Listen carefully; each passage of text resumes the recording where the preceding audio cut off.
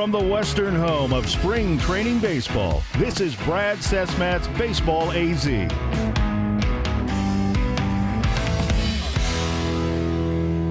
Hi again, everybody. Welcome on in. Today we join you from Maryville for this week's episode, the home of the Milwaukee Brewers. Coming up on today's show, we're going to go a lot of different directions, as always. We'll be joined by Mike Scioscia, the manager of the Angels. We'll talk with Dave Stewart, the general manager of the Arizona Diamondbacks.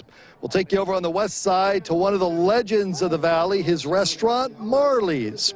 Dave Roberts, the manager of the Los Angeles Dodgers. We'll take you over to the Cubs facility. Jordan Ham will have more on that front. Pedro Gomez talks baseball with us about the story of Bryce Harper and some things around spring training. We'll take you out to the Far East Side for Longbow. You got to play golf when you come to Arizona. The Longbow Golf Club, the place. And we'll hear from Commissioner Rob Manfred as well. That's all coming up on today's show. But first, let's take you from here at Maryville out to Tempe, where the Angels call Tempe Diablo their home. Manager Mike Scioscia. Being in Tempe in this time of year, just tell us about the facilities, the ability for fans to come out, and how Tempe's worked out for the Halos. Well, Arizona spring training it's perfect for what we want to do in my position as a manager or coach to get a team ready. And your team ready every morning. The minimal travel is really advantageous to things that you want to make sure are applied, and you get a chance to work on them. And just the weather is terrific. The stadiums are great. I don't know if you can get anything better than Arizona spring training. When you played, you had to do Vero. Yeah. So, you know, how different is this compared to when you were going through spring training? Well, when you go through it, it's all you know. So I grew up with the Dodgers, grew up in Vero Beach. You did what you had to do, and you became the best ball player you can be. When you get a chance to compare it to Arizona, it's, in my estimation, it's night and day. I just think it's much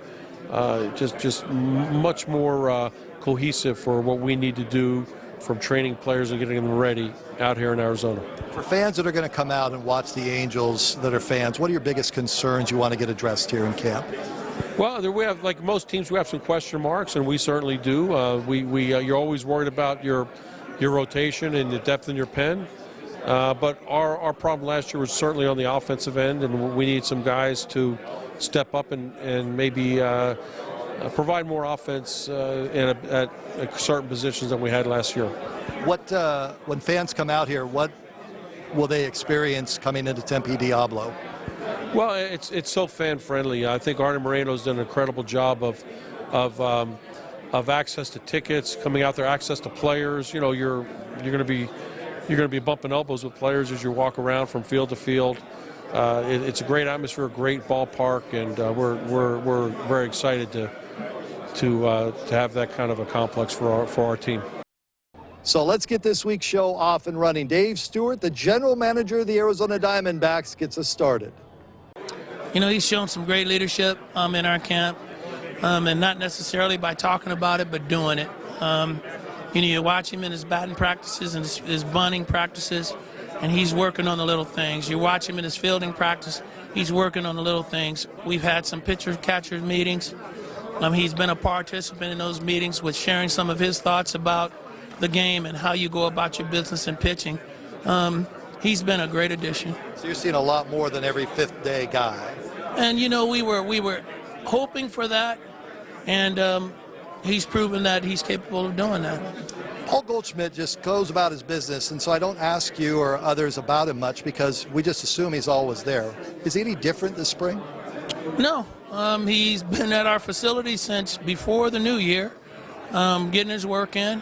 Paul might be one of our hardest workers, and we're fortunate for that because when you see the main guy working hard, it pushes everybody else to work hard too. Is he truly the most underrated superstar in the game, Dave? Can you make that thought, or is that just media talk? Well, I think he prefers it that way. Yes. Goldie's not a guy that wants to be out front. He's a guy that likes to do his job quietly. And when you look at his numbers at the end of the year, you see the results. And so, last year, watching him play the game the way he played the game, I never had an opportunity to see him on an everyday basis. And he ranks as one of the top players in the game. There are some good players in the game, so I won't say he's the best player in the game, but he ranks with all of the top players in the game. What is the biggest question you want to get answered around your team this spring? How well we're going to play. I think that we have a quality baseball team. And so, I'm not concerned about our bullpen anymore. I'm not concerned about our starting rotation. I'm not really concerned about our offense or our defense. What I'm concerned about is once we start playing the games, how are we going to play? Which is always going to be a question.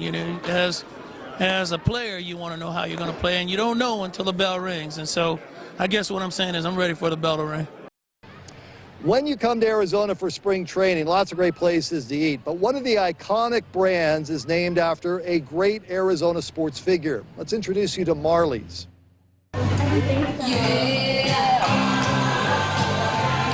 Thunder Dan Marley, one of the great basketball players in Suns history. Hard work, dedication. Was the man on the floor, now the GCU coach, Grand Canyon. Dan Marley may be busy coaching the Grand Canyon University men's basketball team these days, but he always makes time to stop in at one of the 6 Marley Sports Grill locations. Fans still love him to this day, and now what he's doing over at Grand Canyon, it's even more endearing. Anthony Lo Duca is the general manager at the Marley Sports Grill in Goodyear. We have kind of made ourselves the home of the Reds and the Indians. Goodyear Ballpark 2 affiliates. A lot of events we do with Reds players, Indians players, radio shows, autograph sessions out on the patio. Some with the Dodgers and the White Sox, because we are in the middle of both. The Goodyear location has been a popular spring training hangout for locals and visitors on the west side. Service, food, atmosphere. We do it all. 3 things that Anthony says Marley's Sports Grill customers can expect to get when they stop by for a bite to eat. Our cheeseburger sliders, our tenderloin sliders, and of course our signature slam dunk shrimp with all our different flavors and sauces. Some other hot menu items: Gorilla Wings, Cotton's Club, and Sir Charles Southwest Chicken Pasta. All names that reflect the history of the Phoenix Suns. Everybody wants to be Norm from Cheers. Everyone wants to come in and hear their name. So we feel that by training our employees to ask for names, they'll learn the people, establish becoming regulars. Those people come in all the time, and they become part of our family. A sports bar establishment that keeps people coming back for more every time spring training rolls into town. Marley's is the local place to go to catch any game, to get that feel, because we are the Arizona Sports Bar.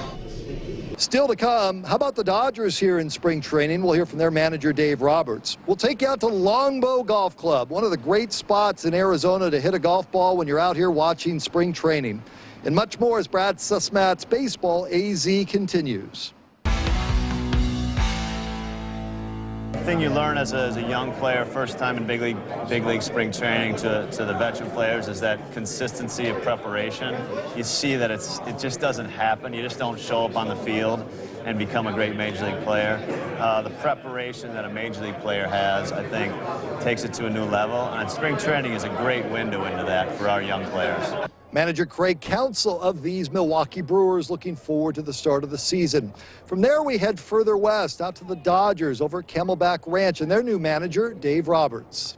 Yeah, I think that's the thing, is that the proximity, I think that it with the fans, the fan experience, the players, guys like coming here, the weather, and also where in Florida where you've got to take a 3-hour trip in the morning where you don't really get a chance to do individual defense or team fundamentals. So it's certainly, for me, in my opinion, an advantage to have spring training out here in Arizona. I really believe in the history of the Dodgers, and I had a conversation with Sandy a few weeks ago and encouraged him to come back out and visit.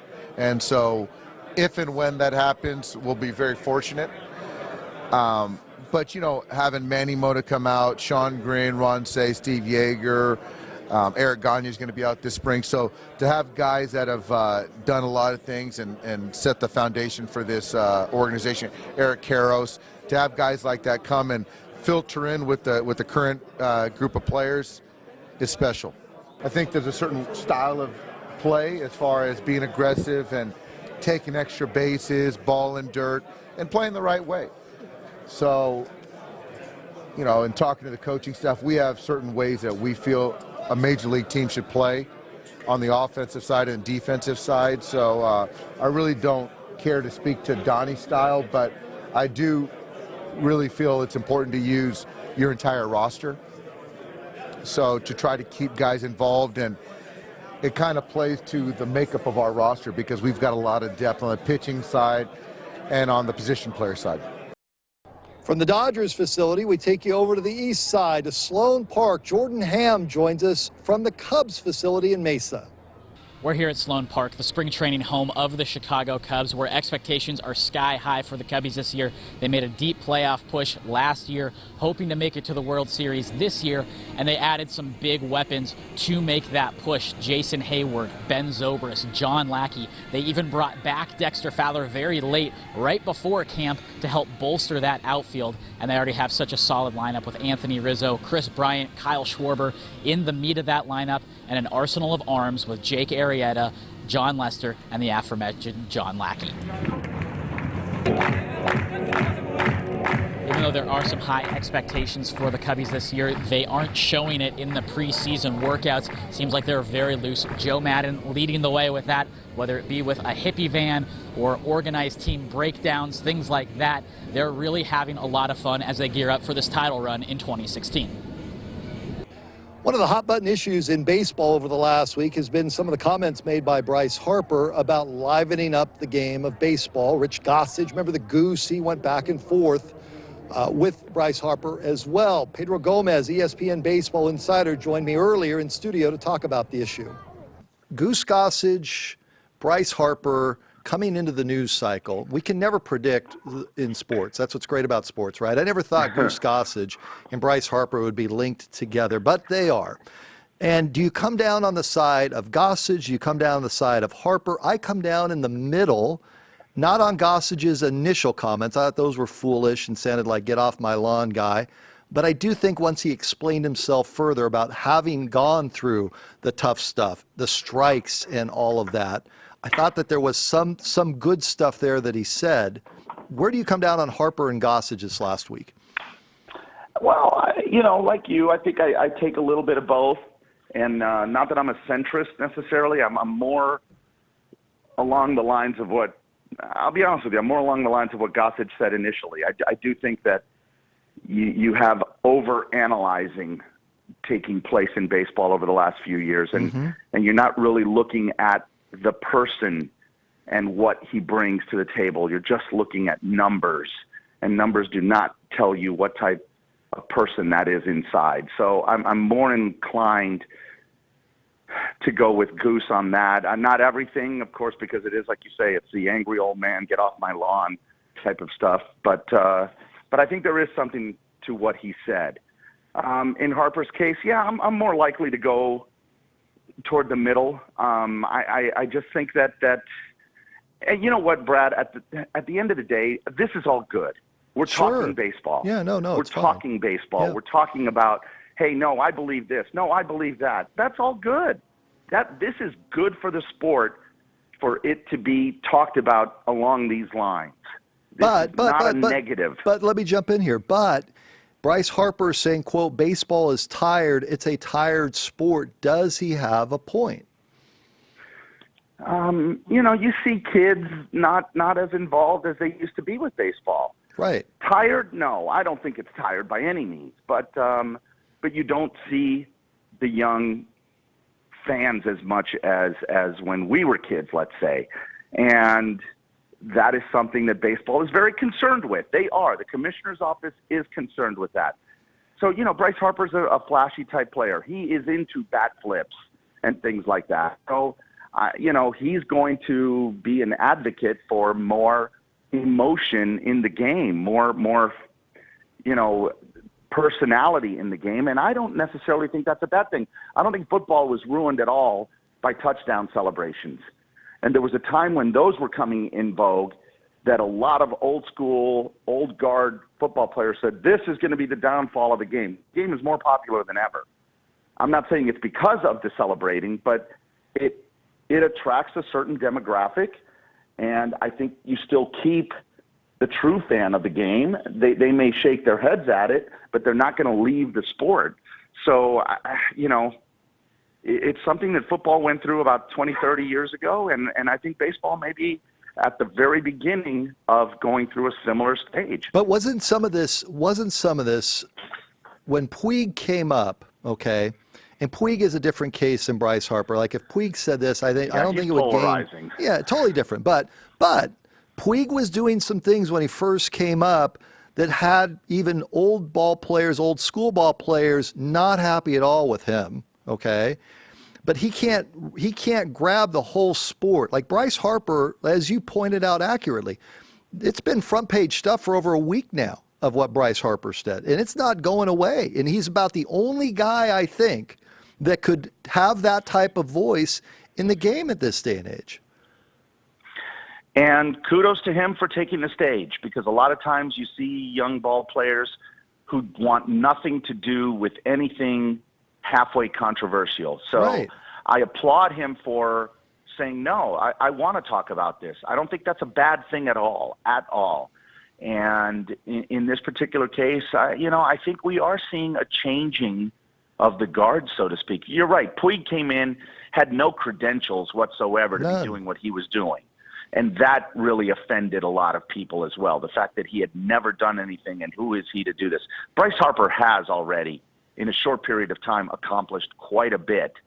And so he's going to get more latitude than a guy like Puig coming in and doing things the first week that he was in the big league. So is Harper saying get rid of the code? Is that what he's saying without saying it? And you know what I mean by that, the code of the game. You know what I mean by that. Absolutely. You have to act a certain way. You have to, and it's a fine line. And I've talked to players this spring already about a lot of these things, and a lot of them who you'd think would be way against this have told me it's okay. Up next, you're looking for golf? Look no further than Longbow Golf Club in Mesa. We'll introduce you to that terrific course, and we'll hear from the commissioner, Rob Manfred, as we do every week, as Brad Cesmat's Baseball AZ continues. When you come out to the Cactus League games, whether it's here in Maryville or anywhere else, plenty of sunshine. It's terrific weather out here. But you're going to want to make sure you bring your golf clubs. You got to bring your sticks and head out to Longbow Golf Club in Mesa. Longbow is the essence of Arizona golf, and by that we mean there's desert, there's grass, there's water, there's waste bunkers, there's cactus, there's everything that you would expect to find in the desert. And that was done on purpose. When they come to Arizona, they really need something that represents the desert. What sets Longbow apart from other courses if you're coming out here to play? Our conditions. Our conditions are always perfect. We have the best superintendent in the state of Arizona. Greg Gavelic is one of the top 10 superintendents in the country. The course is always in perfect condition. The greens are running fast. The greens are playable. They're readable. They're puttable. So you can score here or you can get in trouble here. But it's a challenging course from a stand of risk reward, and it's a challenging course from a standpoint of maintaining your shot on the fairway and in play. One of everybody's favorite holes is hole number 16, a par 3 on the back 9. It's a Rudan style hole, which is a Scottish design. The hole is designed so you can't see the fairway, but the fairway kicks the ball to the left towards the green. You can't see the bounce, but you can see the hole. So if you go straight for the hole, you're going to overshoot the green. If you play this hole the way it's designed, where you bounce from right to left, you'll get it close to the pin. One of the things most people remark about is that Longbow is a field of golf that's uninterrupted by houses or buildings. No roads cutting through it, nothing up close to the golf course. It's pure golf with unrestricted views and unrestricted access to the fairways, tees, and greens. So as you come to spring training and visit Arizona to follow your favorite team, come out and experience the essence of Arizona golf, Longbow Golf Club.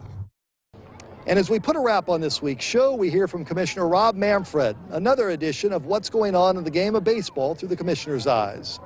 Learned a long time ago from those who understand scheduling a lot better than I do that 4s work better than 5s.